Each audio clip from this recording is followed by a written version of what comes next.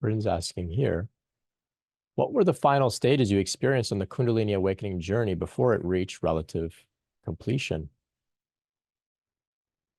So my journey was a little interesting, but I know many can relate. So I had initially what I would call, say, a top-down awakening experience.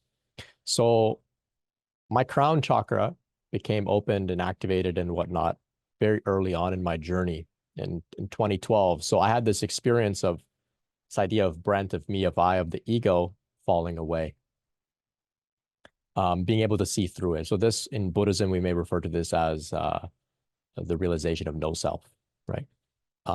It's one of the multiple stages of enlightenment within the Buddhist paradigm. So it's not the final stage. It's just actually the first stage.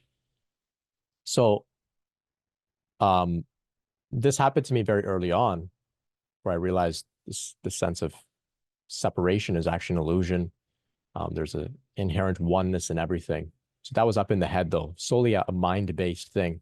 But my nervous system did not, was lagging behind immensely, right? My nervous system was saying, how can we all be one? I've been hurt.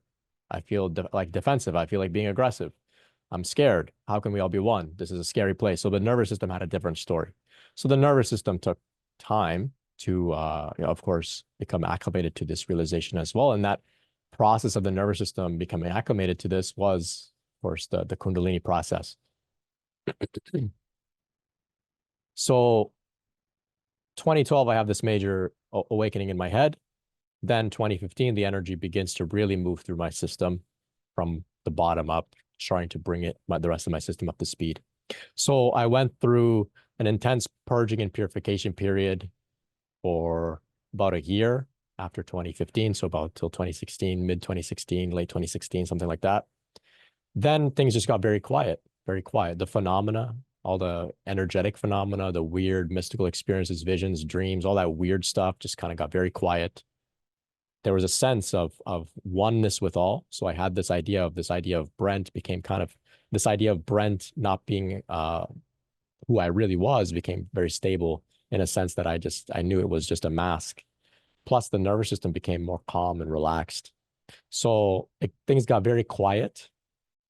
And I continue to sort of just track my degree of dysregulation month to month. And I could see I'm becoming more and more relaxed, calm, centered.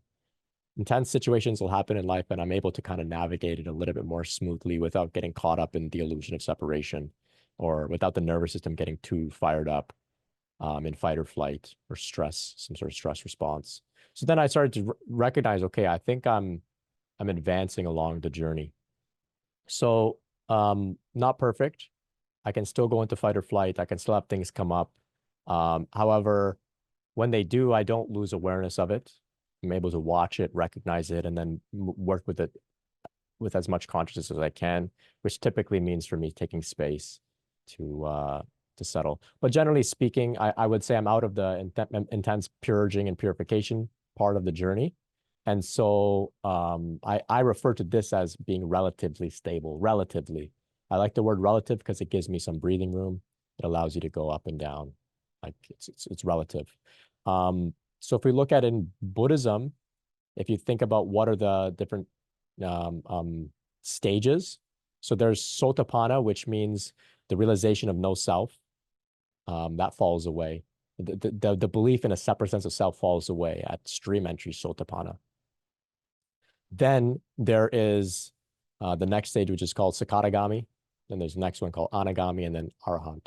So Sakadagami, they say a significant chunk of attachment, desire, ill will falls away, but it's still there. Just a significant chunk still there.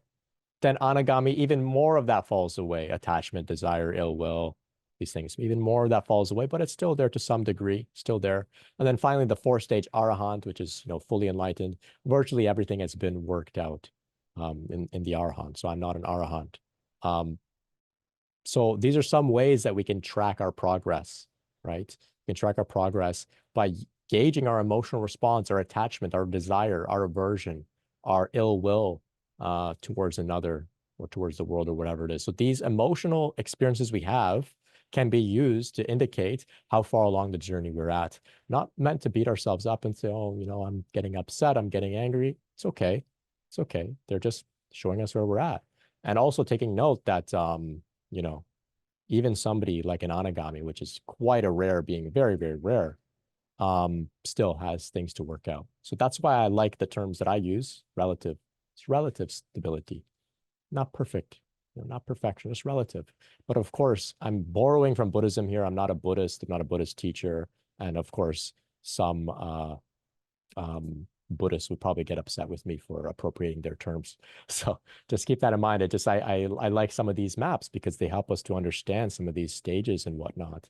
And of course, if we consider the qualities of these various stages of enlightenment, Sotapanna, Sakadagami, Anagami, Arahant, they all seem to indicate the nervous system going through changes, right? How healed does the nervous system become? How much attachment, desire, ill will is there? How much fear is there? So that's how we can gauge. It's essentially the nervous system. How healed has the nervous system become?